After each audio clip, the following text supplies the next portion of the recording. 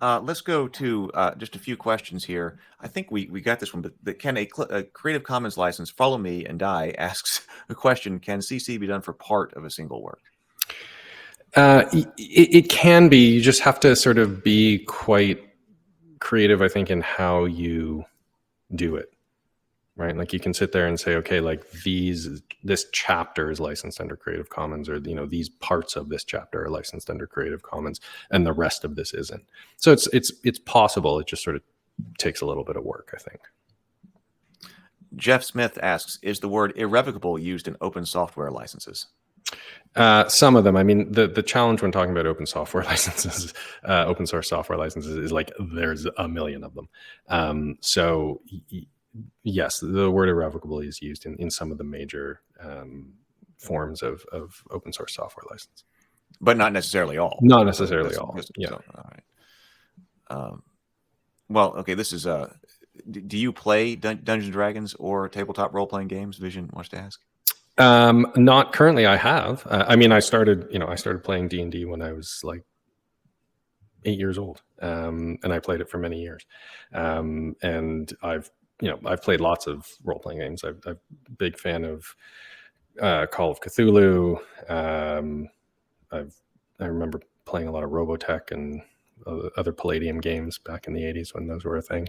And yeah, played a lot of D&D through a lot of different versions. My sort of entry into the hobby was the red box, like the Mensner versions of D&D, like the basic expert, companion, masters, immortal set. So that's sort of like the stuff I really loved playing. But yeah, no, I don't sort of currently play role-playing games.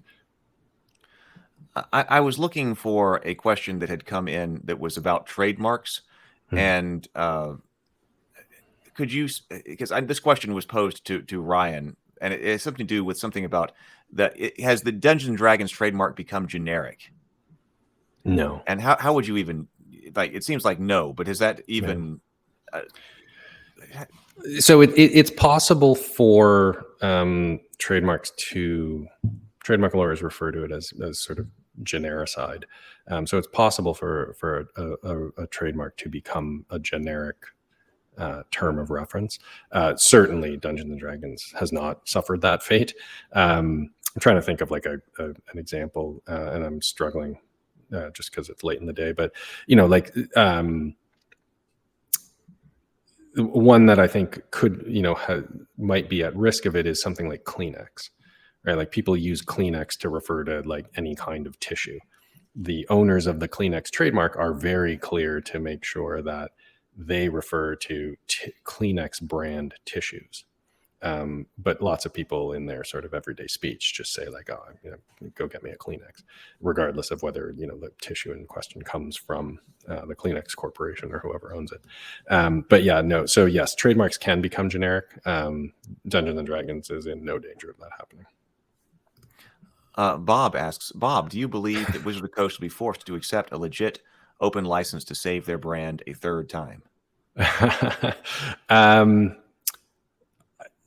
Do I think they'll be forced to? I think that they find themselves in an awkward situation. And what my fellow Bob there, I think, is referring to is that, and I think, Heath, you sort of alluded to this earlier, that there, with 4.0, there was sort of a similar excitement, which happened around the gaming system license when they tried to kind of pull back from the open game license and implement a much more closed form of licensing. So I guess now that I think about it, it's like it's on the odd and the even versions, right? Like all the odd numbered editions, they kind of use an open license, and on the even numbered versions, they tend to use a more closed license. Is that like Star Trek films where that's even not right? See, now that's a dissertation. Somebody should do some work on that.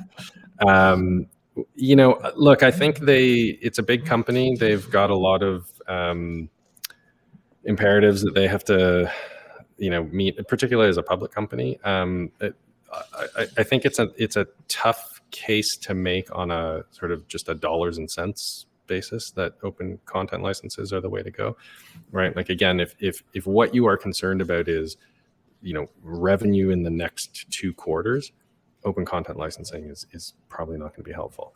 If your eye is on a longer horizon, right? If you're thinking about the brand in terms of years and decades, I think there's a better argument to be made. So yeah, I mean, look, time will tell as to what they're going to have to, what steps they'll have to take to sort of protect the brand at this point. This is an excellent question from Vision about the orc.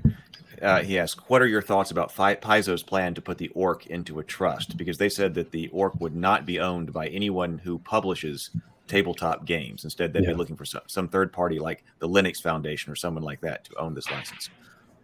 Yeah, it's an interesting proposal. I mean, it can certainly be helpful. I mean, it would, the goal of that, I would assume, would be to obviate sort of questions like what we were talking about earlier, where we were saying, okay, well, the OGL is copyright Wizards of the Coast. Like, what does that mean? Like, what are the problems? And hopefully it would also remove the kind of profit-driven measures and assessments which a public company like Hasbro is subject to, right? Like a trust just doesn't have those kinds of concerns. So it seems like a positive proposal. Devil's in the details, but we'll see how that works. Depends who the trust is, who runs the trust. But I think that's, I mean, I like the tenor of it, certainly. Okay, let's, I want to conclude in this way then.